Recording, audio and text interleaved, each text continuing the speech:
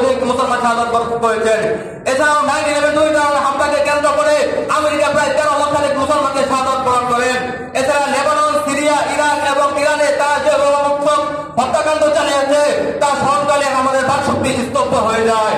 প্রিয় উপস্থিতি, তাই মুসলিম বিশ্বের করণীয় সম্পর্কে আমি বলতে চাই, আর বসে থাকলে চলবে না, প্রতিটি মুসলিম বিশ্বকে একত্র হতে হবে।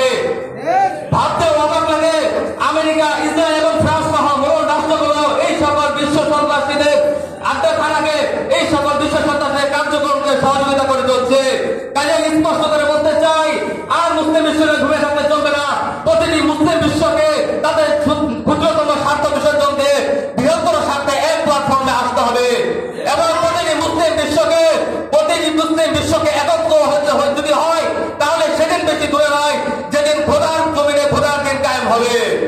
এই অবস্থিতি, তাই পরিশেষে বলতে চাই, বাংলাদেশ থেকে শুরু করে শুধু আমেরিকা পর্যন্ত, আফগানিস্তান থেকে শুরু করে শুধু লিবিয়া পর্যন্ত পুরা খোদার জমিনে আল্লাহর ঝান্ডা নিয়ে আমাদেরকে এগিয়ে যেতে হবে।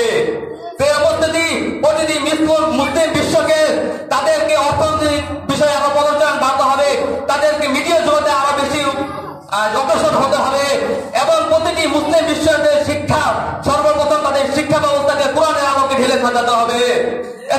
এমন পরিস্থিতি বলতে চাই, প্রতিটি মুসলিম বিশ্বের একমাত্র রাজপথ ইসলামী খেলাফত। খেলাফত ব্যতীত আমাদেরকে উন্নত হওয়া সম্ভব নয়। সে অবস্থায় তাই খেলাফতের চেতনায় উদ্বুদ্ধ হয়ে আমাদের প্রতিটি মুসলিম কাজকে একত্র হয়ে আল্লাহর জমিনে আল্লাহ দিন বাস্তবায়নের লক্ষ্যে এগিয়ে যেতে হবে। তাই আমাদেরকে সোনালী অতীতে ফিরে যেতে হবে, আল্লাহর কোরআনের বিধান অনুযায়ী সংবিধান কায়েম করতে হবে।